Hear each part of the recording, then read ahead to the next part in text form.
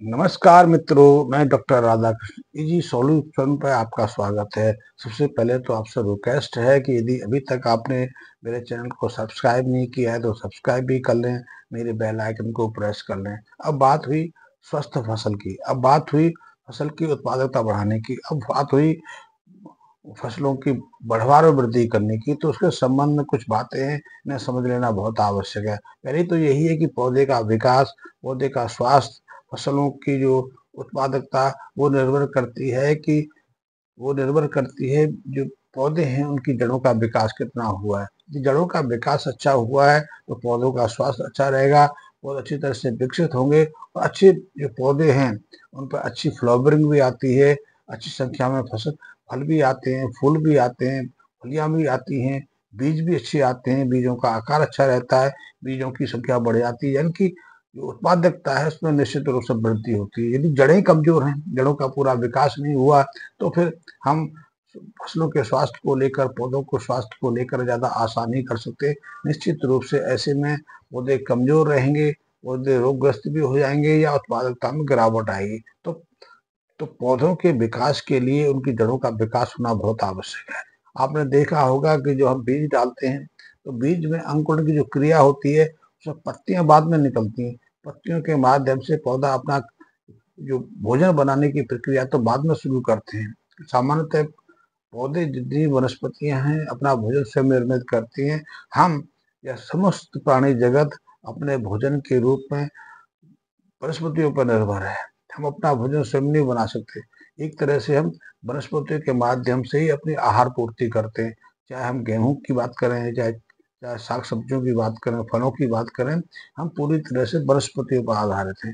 या जो लोग हमारे मित्र मांसाहारी हैं वो मांस के रूप में भी वनस्पतियों से निर्भर रहने वाले पशुओं पर ही निर्भर हैं। तो वनस्पतियां आहार प्राप्ति का प्रथम स्रोत है और वनस्पतियां मूल तत्वों से भोजन निर्मित करती हैं और उस वनस्पति का मूल तत्व वो पोषक तत्व हैं जिसे वो भूमि से प्राप्त करती हैं या फिर वायुमंडल से ग्रहण करती हैं।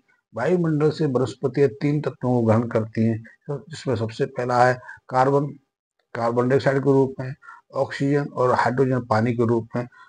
पानी के रूप में ऑक्सीजन और हाइड्रोजन को ग्रहण करके और कार्बन डाइऑक्साइड को वातावरण से सोख कर प्रकाश संश्लेषण की क्रिया के माध्यम से जो पौधों की हरी पत्तियां हैं अपना भोजन निर्मित करती हैं।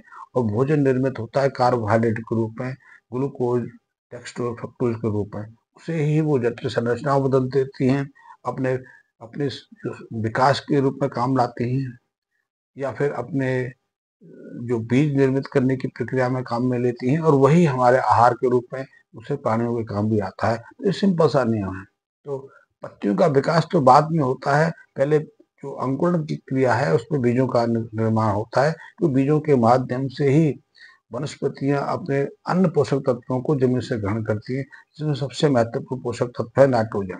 नाइट्रोजन के माध्यम से वनस्पतियां अपना प्रोटीन का निर्माण करती हैं और इसी प्रोटीन के माध्यम से उनकी ऊत के विकास की प्रक्रिया शुरू होती है। उनका विकास शुरू होता है, तना बनता है, पत्तियां बनती हैं या उनमें फ्लावरिंग होती है, फल बनते हैं, बीज बनते हैं। जितनी भी सारी प्रक्रिया है प्रोटीन के माध्यम से ही होती है। यही प्रोटीन एंजाइम्स की क्रियाओं में, एंजाइम के निर्माण में काम आता है।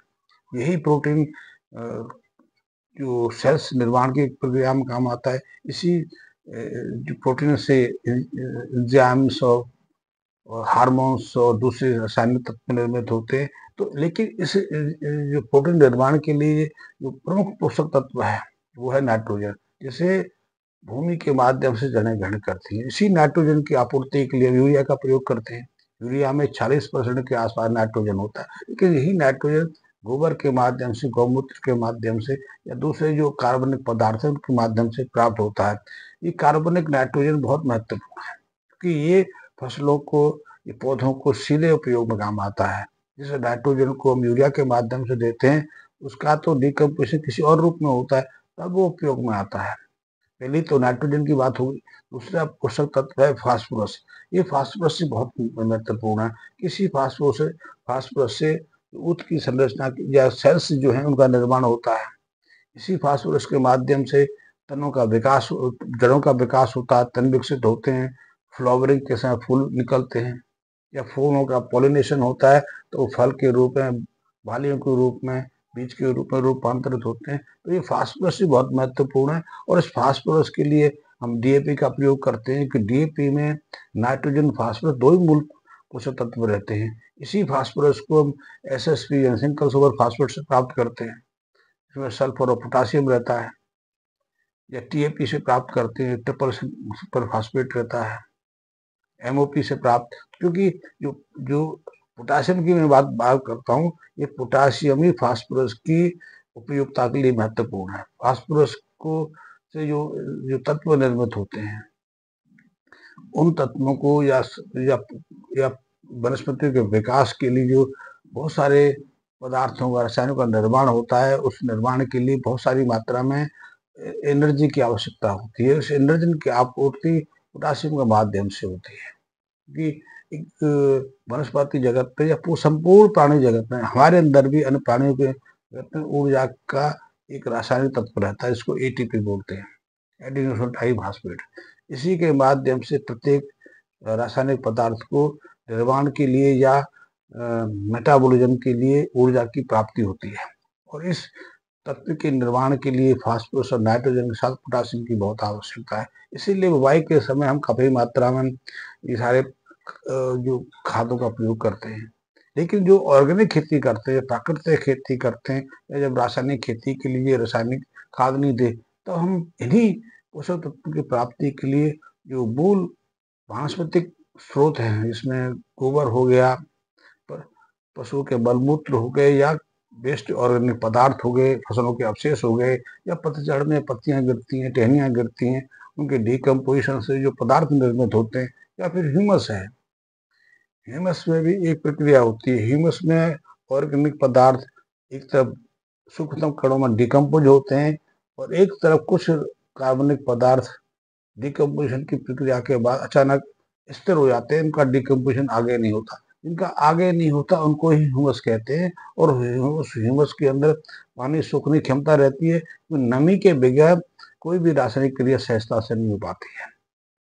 इसलिए कहते भी हैं कि वानस्पतिक विकास के लिए पशु जो वनस्पतियों के विकसित होने के लिए, पौधों को विकसित होने के लिए नमी की बहुत आवश्यकता है। नमी के बगैर तो वनस्पतियां अपने जड़ों के माध्यम से ना तो नाइट्रोजन सोख सकती हैं, ना पोटासियम फास्फोरस को सोख पाती हैं, ना कैल्शियम, जिंक या दूसरे जो खनिज तत्व उनको उपयोग कर पाती है। तो ये नमी बहुत जरूरत है, और उस नमी के लिए ह्यूमस बहुत जरूरी है।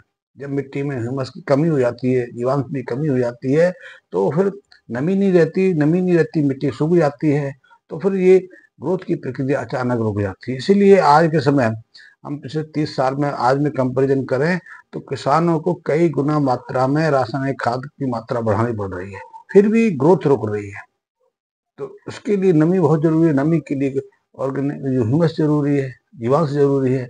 अब मिट्टी में ह्यूमस तो बचा नहीं, इसलिए अब ह्यूमस का शब्द तो छोड़ ही दिया, ऑर्गेनिक कार्बन पर आ जाते हैं। ऑर्गेनिक कार्बन बचा नहीं, क्योंकि हमने फसल अवशेष या वेस्ट ऑर्गेनिक जो पदार्थ थे उनको मिट्टी में मिलने की प्रक्रिया भी रोक दी। हमने जो खरपतवार हैं उनको मारना शुरू कर दिया। खरपतवार भी ह्यूमस बढ़ाने के प्रमुख स्रोत होते थे। तो मैंने एक सिंपल सी बताई कि यदि आप अपनी फसल की ग्रोथ को लेकर, पौधों की ग्रोथ को लेकर परेशान हैं, इसलिए परेशान हैं क्योंकि आपने इस चैनल को तोड़ दिया है। इस चैनल को कैसे व्यवस्थित कर सकते हैं? तो हमें जब भी बुवाई करनी होती है तो हम बुवाई के समय 3 चीजों पर, यदि आप मॉडर्न खेती करते हैं तो आपको यूरिया के साथ में डीएपी, एमओपी, एसएसपी की जरूरत पड़ती है। यदि आप ऑर्गेनिक खेती करते हैं, आप जैविक खेती करते हैं, तो अकेला जीवामृत पर आप अच्छी फसल नहीं ले सकते, अच्छा उत्पादन नहीं ले सकते। अच्छी फसल के लिए, अच्छे उत्पादन के लिए आपको जीवामृत के साथ में फसल अवशेष की भी जरूरत पड़ती है। तो आपकी मिट्टी में, आपके खेत में फसल अवशेष का उपयोग करना बहुत जरूरी है।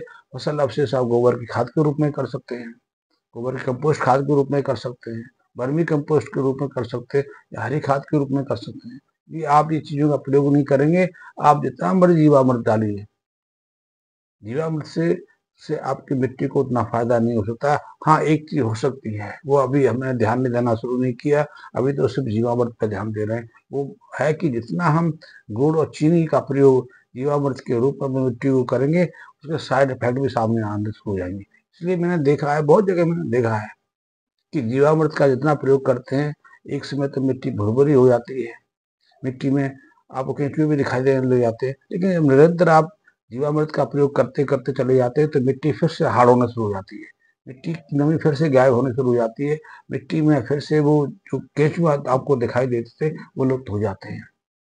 तो आपको कुछ मूलभूत जरूरी बातें हैं, इनको दिमाग में रखना चाहिए। और ये विषय बहुत बड़ा होगा, इसका शेष भाग में आगे फिर कभी दिन आपके मन में कोई शंका है, मैं संकोच से कहिए। धन्यवाद।